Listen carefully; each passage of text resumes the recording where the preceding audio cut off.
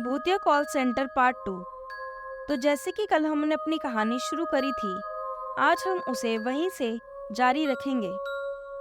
समीर जैसे ही वॉशरूम में गया, अचानक वहां की बत्ती बुझ गई। अगले कुछ पलों तक बत्ती चालू बंद होने लगी। यह देख समीर बहुत घबरा गया। समीर ने वॉशरूम का दरवाज़ा खोलने की कोशिश की, लेकिन वो उसमें कामयाब नहीं हुआ। उसने बहुत कोशिश की, लेकिन दरवाज़ा नहीं खुला। लगातार बत्ती चालू बंद हो रही थी। यह सब देखकर समीर के होश उड़ गए। अचानक एक आवाज़ हुई और बत्ती बुझ गई। समीर ने ऊपर देखा तो उसकी नज़रों के सामने एक सफ़ेद साड़ी पहनी हुई चुड़ैल उल्टी लटकती हुई नजर आई। चुड़ैल के हाथों से खून की बूंदें टपक रही थी और उसके भयानक दांत दिख रहे थे।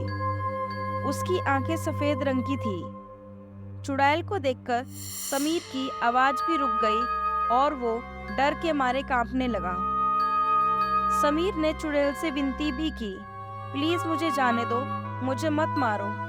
चुड़ैल ने खौफनाक आवाज में कहा, मैं किसी को नहीं छोड़ूंगी, किसी को भी नहीं। तुम सब मरोगे। तुम सबकी मृत्यु मेरे ही हाथों लिखी है। एक एक करके मैं सबको मार दूंगी। यहाँ कोई नहीं बचेगा। हमें इंसाफ नहीं मिला, इसलिए हम इस कॉल सेंटर को नर्क बना देंगे। यह कहकर उसने समीर का गला पकड़ा और बाहर आई।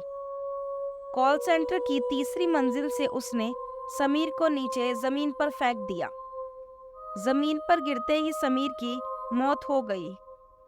सुबह जब सबने देखा कि समीर की लाश पड़ी है, तब उन्होंने जांच पड़ताल के लिए पुलिस को बुलाया और आखिर में यह निर्णय आया कि समीर ने खुदकुशी करके अपनी जान दे दी।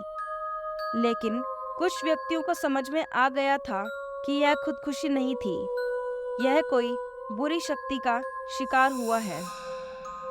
कॉल सेंटर में लगातार काम बढ़ने ही लगा। काम को कम करने के लिए उन्होंने युवतियों के लिए एक अलग शिफ्ट रख दी, जो दोपहर के 12 से रात 9 बजे तक थी, जिसमें युवतियां रात के 9 बजे तक काम कर सकती थी। ज़्यादा से ज़्यादा युवतियां काम करें, इसलिए मनोज ने उनको एक्स्ट्रा 6,000 देने का वादा किया। काफ़ी युवतियां इसके लिए तैयार हुई। उसके अगले दिन रोज की तरह पूरा दिन अच्छे से काम चला। फिर धीरे धीरे रात हुई। रात के ठीक 9 बजे थे। सिम कार्ड संबंधित प्रोसेस में एक युवती अपना आखिरी कॉल ले रही थी। उसने देखा कि बाकी सारी युवतियां काम खत्म करके जा चुकी थी और यहाँ तक कि उस वक्त प्रोसेस में कोई टीम लीडर भी मौजूद नहीं था।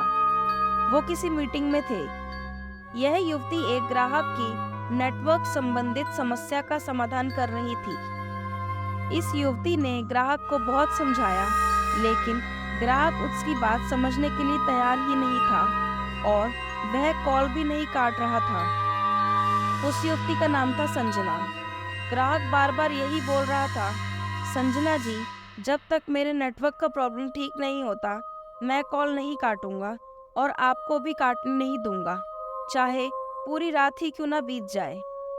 संजना ने कुछ देर तक ग्राहक को समझाया। फिर अचानक उसने देखा कि उसका पूरा सिस्टम बंद हो गया। पूरे प्रोसेस की बत्ती बुझ गई और चारों तरफ बस अंधेरा ही अंधेरा छा गया। यह देख संजना बहुत डर गई और उसके हाथ पैर कांपने लगे। उसकी सांस फूल गई और धड़कनें तेज हो गई। उसने देखा कि बत्ती हर थोड़ी देर में चालू बंद होने लगी और कुछ समय के बाद पूरी बत्ती बंद हो गई और फिर चारों ओर अंधेरा छा गया। डरावनी आवाजें आने लगी, हाँ हाँ हाँ।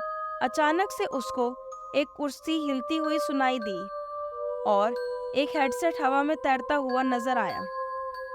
वह हेडसेट थोड़ी देर तक इधर उधर जाके संजना के कानों के पास फिट हो गया। संजना ने बहुत कोशिश की उस हेडसेट को निकालने की, लेकिन वो उसके कानों से निकल ही नहीं रहा था। उस हेडसेट से एक आवाज़ आ रही थी, मैं तुझे नहीं छोड़ूंगा। हमें इंसाफ नहीं मिला, इसलिए हम इसको नर्क बना देंगे। यह बोलकर वह भूत उसे घसीट कर ले जाता है और हेडसेट के वायर उसके गले में बांधकर उसको मारने की कोशिश करता है। थोड़ी देर में वो युवती मर जाती है और भूत उस युवती को पास में पड़ी हुई रस्सी की मदद से पंखे पे लटका देता है। थोड़ी देर बाद प्रोसेस टीम का लीडर आता है और यह घटना देखकर वह सबको इकट्ठा करता है। पुलिस में शिकायत भी दर्ज की जाती है।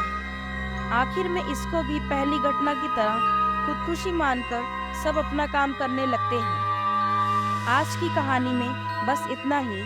आगे की कहानी के लिए पार्ट 3 के लिए इंतज़ार करें। ऐसी ही कहानी सुनने के लिए हमारे चैनल को लाइक और सब्सक्राइब करें। धन्यवाद।